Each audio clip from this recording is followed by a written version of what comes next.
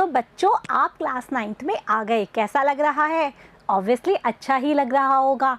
तो बच्चों, आपने क्लास 8 तक सामाजिक विज्ञान का अध्ययन तो किया ही था, तो अब हम क्लास 9th में भी सामाजिक विज्ञान का अध्ययन करेंगे। लेकिन यहाँ पर एक ट्विस्ट है। आपने अभी तक क्लास 8 में सामाजिक विज्ञान की केवल एक पुस्तक पढ़ी थी। यहाँ पर सामाजिक विज्ञान की 4 पुस्तक पढ़नी होगी। अब 4 पुस्तक का नाम सुनकर डर मत जाना, क्योंकि राजस्थान माध्यमिक शिक्षा बोर्ड ने अध्ययन की सुविधा के लिए आपकी एक ही पुस्तक को 4 भागों में बांटा है। इतिहास, भूगोल, राजनीति विज्ञान और अर्थशास्त्र। इनमें से भी इतिहास, भूगोल, राजनीति विज्ञान का अध्ययन आपने क्लास 8 तक किया ही है। आपके लिए नई पुस्तक कौन सी है? अर्थशास्त्र की, जिसका कि हम अध्ययन करेंगे। बच्चों, अर्थशास्त्र के आपके 4 लेसन्स हैं और वो बहुत इंटरेस्टिंग है, जिनको कि हम हमारे दैनिक क्रियाकलाप से जोड़कर पढ़ेंगे तो आपको पढ़ने में मज़ा भी आएगा और आप अर्थशास्त्र को सीख भी जाएंगे। तो शुरू करें हम अर्थशास्त्र का परिचय, और इसमें हम पहला लेसन शुरू करेंगे, जिसका कि नाम है पालमपुर गांव की कहानी। पालमपुर गांव कहानी, ऐसा लग रहा है जैसे कि कोई हम हिंदी पढ़ रहे हो, लेकिन नहीं बच्चों, ये है अर्थशास्त्र। और इसमें आप कहानी के माध्यम से जानेंगे कि गांव में किस प्रकार से उत्पादन होता है। और इसमें हम सबसे पहले जानते हैं पालमपुर का परिचय। तो आइए देखते हैं। बच्चों, पालमपुर गांव एक काल्पनिक गांव है। अब आप सोचेंगे, हम काल्पनिक गांव का अध्ययन क्यों करें? वो इसलिए ताकि कि इस काल्पनिक गांव के माध्यम से आप देश के सभी गांवों के बारे में जान पाएं कि गांव किस प्रकार की सुविधाओं से भरिपूर्ण होते हैं और गांव में किस प्रकार की उत्पादन क्रियाएं होती हैं। तो ये जो पालमपुर गांव है, वो एक बड़ा गांव रायगंज उससे 3 किलोमीटर की दूरी पर स्थित है। अर्थात जो भी यहाँ उत्पादन होता है वो उस बड़े गांव तक पहुँचाया जाता है सड़कों के माध्यम से। और ये सड़क जो है वो पालमपुर को अन्य गांवों से भी जोड़ती है। और इन सड़कों पर बहुत से परिवहन के साधन, जिसमें भी कि आते हैं जीप, ट्रक और बस आदि चलते हैं। बैलगाड़ियाँ ये भी यहाँ पर चलती हैं। इन सड़कों से पालमपुर गांव की दूसरे गांवों से कनेक्टिविटी बनी रहती है। बच्चों, पालमपुर में कुल 450 परिवार रहते हैं, जो कि सभी जातियों के हैं।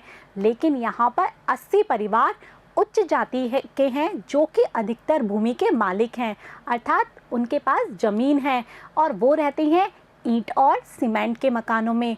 यहाँ पर लगभग 1/3 लोग, अर्थात जनसंख्या का 1/3 भाग अनुसूचित जाति अर्थात दलित परिवार है, जो कि गांव के एक कोने में रहता है और उनके मकान बने हुए हैं घास फूस के।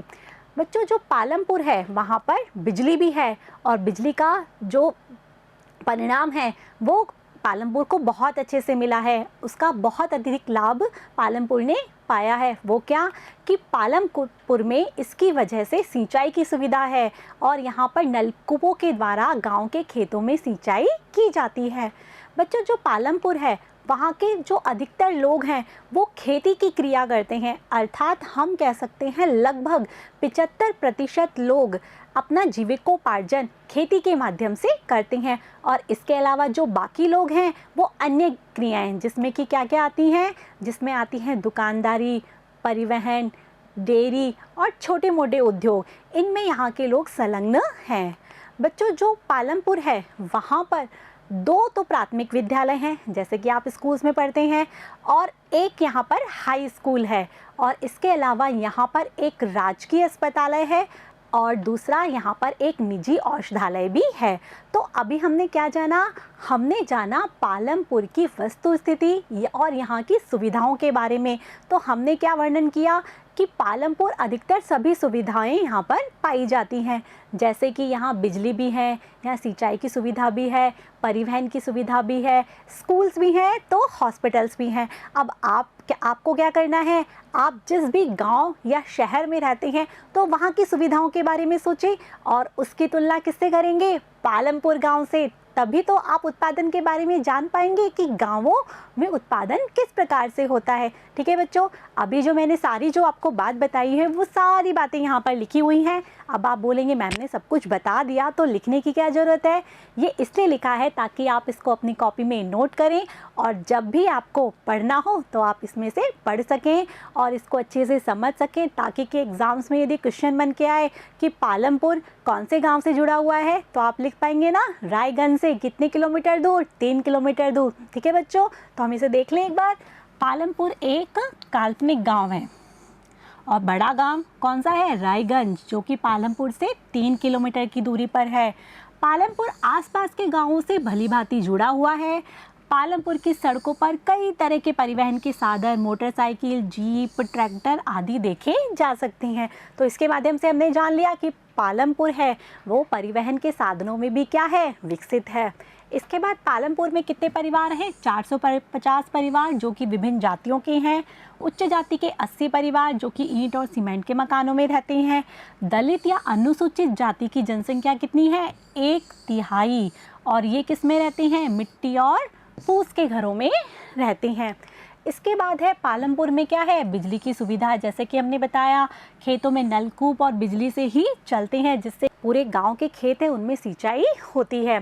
पालमपुर में जो खेती है वो यहाँ की मुख्य क्रियाएं हैं। इसके अलावा अन्य क्रियाएं क्या हैं, डेयरी, परिवहन, निर्माण, वो सब छोटे स्तर पर किए जाते हैं। मुख्य व्यवसाय क्या है यहाँ के लोगों का, खेती है। इसके बाद हमने बात की थी कि यहाँ 2 तो प्राथमिक विद्यालय हैं, एक हाई स्कूल है, एक प्राथमिक स्वास्थ्य केंद्र है और एक औषधालय भी है। तो बच्चों, हम ये जो पालमपुर की सुविधाओं के बारे में पढ़ रहे थे, अब हम जानेंगे कि पालमपुर के माध्यम से हमारे जो देश में और गांव हैं वहाँ पर किस प्रकार की स्थिति होती है, जो और गांव हैं उनमें किस प्रकार से उत्पादन की क्रियाएं संचालित की जाती हैं। तो बच्चों, हमारे जो देश के गांव हैं उनमें भी अधिकतर लोग किस में लगे हुए हैं, कृषि कार्यों में लगे हुए हैं, जैसे कि पालमपुर में लगे हुए थे। और बाकी के लोग पालमपुर की तरह ही अन्य क्रियाओं में लगे हैं, जिन्हें कि हम कहते हैं गैर कृषि कार्य, अर्थात कृषि के अलावा जो किया जाता है कार्य उन्हें ही बोलते हैं गैर कृषि क्रियाएं। और उनमें कौन कौन सी आती हैं, जैसे छोटे मोटे उद्योग हो गए। ये हम गाँवों की बात कर रहे हैं कि गाँवों में किस प्रकार के उद्योगों में लोग लगे हुए हैं। आपने देखा होगा कि गाँव में क्या करते हैं, कुछ एक परिवहन के साधन चला लेते हैं, कुछ लोग दुकानदारी कर लेते हैं, कुछ घर में छोटे मोटे उद्योग चला लेते हैं। तो इसी प्रकार से पालमपुर के लोग भी इसी व्यवसाय में लगे हुए हैं। और इसी को यदि हम कनेक्ट करते हुए देखें तो हमारे देश के जो गांव के लोग हैं वो भी ये छोटे मोटे व्यवसाय करते हैं। और ये व्यवसाय के लिए वो जो संसाधन हैं वो कहाँ से प्राप्त होते हैं, तो कुछ संसाधन तो हमें मिलते हैं प्राकृतिक रूप से, जो कि हमें प्रकृति द्वारा प्रदत्त होते हैं। जैसे कि हम कह सकते हैं वन, जल, खनिज, ये समय किससे मिलते हैं, प्रकृति से ही तो मिलते हैं। भूमि भी हमें प्रकृति से ही मिलती है। इसके अलावा किसकी ज़रूरत होती है, मुद्रा की ज़रूरत होती है। कोई भी यदि व्यवसाय करेगा तो उसको मुद्रा की तो आवश्यकता होगी ना, क्योंकि मुद्रा से ही क्या होते हैं, सब चीज़ें खरीदी जाती हैं। जैसे कि हमने छोटी सी बात कहें, यदि हम खेती ही कर रहे हैं तो खेती में हमें बीज डालने हैं, तो बीज किससे मिलेंगे, मुद्रा से ही तो मिलेंगे। इसके अलावा यदि हम मशीनरी कर रहे हैं तो मशीनरी भी कहाँ से आएगी, मुद्रा से ही तो आएगी। और इसके अलावा किसकी ज़रूरत पड़ती है हमें खेती करने के लिए या अन्य उत्पादन करने के लिए, मानव निर्मित जो वस्तुएं हैं उसमें कुछ भी हो सकता है, औजार भी हो सकती हैं, भवन भी हो सकती हैं, मशीनरी भी हो सकती हैं। तो इन सब की हमें आवश्यकता होती है। और सबसे इम्पॉर्टेंट हमें ज़रूरत होती है उत्पादन के लिए मानव की खुद की, क्योंकि यदि मानव ही नहीं होगा तो इन सब लोगों को मैनेज कौन करेगा, क्योंकि मानव ही तो उत्पादन करता है, चाहे वो खेती है चाहे वो अन्य व्यवसाय है। तो यही सारी बातें आपको यहाँ पर बताई गई हैं कि इस कहानी का उद्देश्य क्या है। जो हम आपको कहानी पढ़ा रहे हैं उसका उद्देश्य आपको उत्पादन से संबंधित विचारों को बताना है। अब ये उत्पादन क्या है उसके बारे में हम नेक्स्ट वीडियो में पढ़ेंगे। भारत के गांवों में जो खेती है वही उत्पादन की प्रमुख गतिविधि है। और खेती के अलावा क्या क्या किया जाता है, अन्य क्रियाएं जो की जाती हैं उसे हम बोलते हैं गैर कृषि क्रियाएं। याद रहेगा ना, जो खेती के अलावा की जाती हैं उसे ही हम बोलते हैं गैर कृषि क्रियाएं। ठीक है, जिसमें हमने भी बताया कि परिवहन के साधन, डेयरी, लघु उद्योग, ये सब किस में आती हैं? गैर कृषि में। जिनमें कि आते हैं विनिर्माण, देखो इसमें लिखा हुआ भी है, परिवहन, दुकानदारी, गाँव में मिलते हैं ना छोटे मोटे दुकानदार भी मिलते हैं, कोई सब्जी बेच रहा है या कोई हमारी डेली जो नीड्स की चीज़ें हैं वो बेच रहा है, तो वो सभी किस में आएंगी? गैर कृषि क्रियाओं में। उत्पादन क्रियाओं के लिए विभिन्न प्रकार की किसकी आवश्यकता होती है? संसाधनों की। हम जानते हैं कि हम किसी भी वस्तु का उत्पादन कर रहे हैं तो हमें बहुत सारे संसाधन चाहिएंगे, जिनकी कि हमने बात भी की थी, जिनमें प्राकृतिक संसाधन भी आते हैं तो मानवीय संसाधन भी आते हैं। जैसे कि प्राकृतिक संसाधन मानव जो निर्मित करता है वो वस्तुएं, मानव प्रयास और मुद्रा आदि। तो बच्चों ये जो सारी चीज़ें लिखी हुई हैं इनको अपनी कॉपी में नोट कर लीजिएगा। तो आज हमने क्या जाना? पालमपुर का परिचय, कि पालमपुर किस प्रकार का गांव है, यहाँ पर किस प्रकार की सुविधाएं हैं और उत्पादन की जो गतिविधि है वो कौन सी ज़्यादा की जाती है? कौन सी की जाती है? खेती की। और इसके अलावा गैर कृषि क्रियाएं भी हैं। हमने ये भी जाना कि यहाँ बिजली की सुविधा भी है तो सिंचाई की सुविधा भी है। तो ये था पालमपुर का परिचय। आपको याद रहेगा, आप ये सारी बातें अपनी कॉपी में नोट कर लीजिएगा। अब हम नेक्स्ट वीडियो में पढ़ेंगे उत्पादन का संगठन, अर्थात ये जो उत्पादन की हमने बात छेड़ी दी है तो हम जाने तो सही उत्पादन किससे होता है, उत्पादन करने वाले साधन कौन कौन से होते हैं, इसके बारे में हम जानेंगे नेक्स्ट वीडियो में। तब तक आप इसे याद कीजिएगा और इसे नोट कर लीजिएगा। Thank you.